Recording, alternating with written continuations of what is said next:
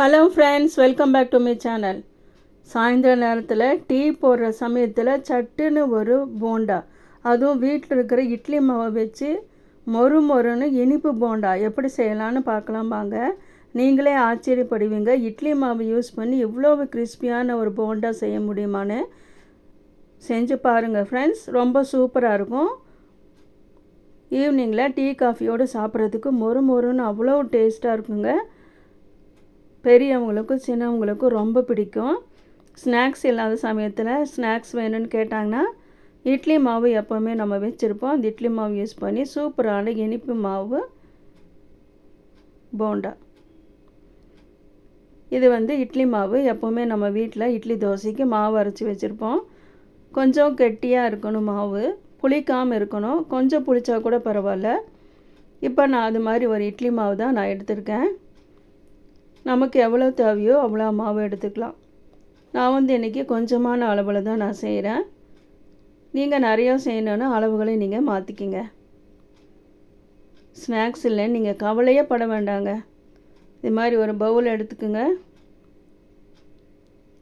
குட்டி பவுல்னு எடுத்துருக்கேன். அதில் தான் 2 கரண்டி இட்லி மாவு நான் எடுத்துக்க போகிறேன். அதுக்கப்புறமா 3 ஏலக்காய் கல்லில் தட்டி வச்சுருக்கேன். இது மைதா மாவுக்கு போல் நீங்கள் கோதுமை மாவு கூட நீங்கள் சேர்த்துக்கலாம். உப்பு போட வேண்டாம், ஏன்னா இட்லி மாவில் ஏற்கனவே உப்பு இருக்குது. இது கொஞ்சமாக ஒரு பிஞ்சு பேக்கிங் சோடா போட்டுக்குங்க. ஒரு விஸ்கு வச்சு கட்டி இல்லாமல் நல்லா இதை மிக்ஸ் பண்ணி எடுத்துக்கோங்க. நான் இனிப்புக்காக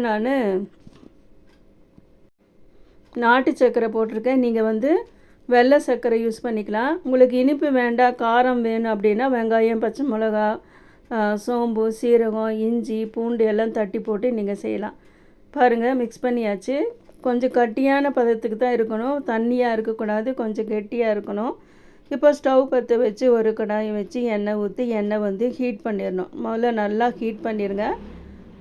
அதுக்கப்புறமா சிம்மில் வச்சுருங்க. சிம்மில் வச்சுட்டு கொஞ்சமாக கையில் தண்ணி தொட்டுட்டு சின்ன போண்டாவாக நீங்கள் போட்டு எடுங்க.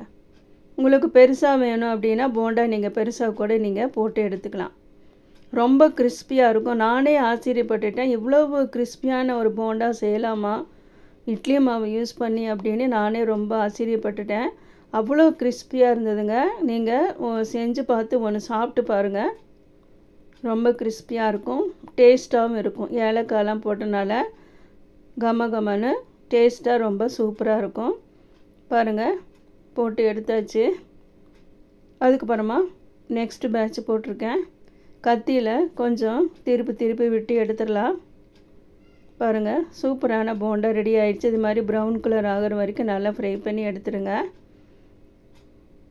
உங்களுக்கு காரம் பிடிக்கும் அப்படின்னா காரம் கூட நீங்கள் செஞ்சிடலாம்.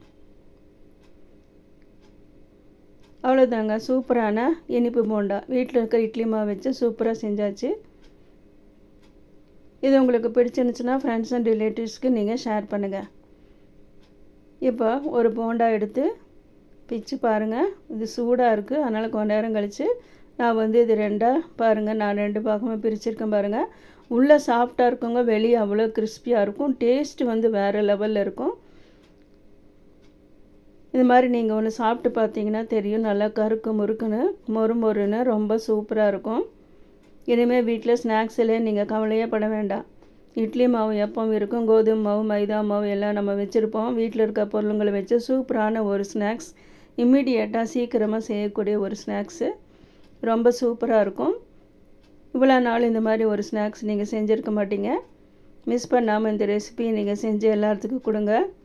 எல்லோரும் ரொம்ப ஆச்சரியப்படுவாங்க, நீங்களே ஆச்சரியப்படுவீங்க.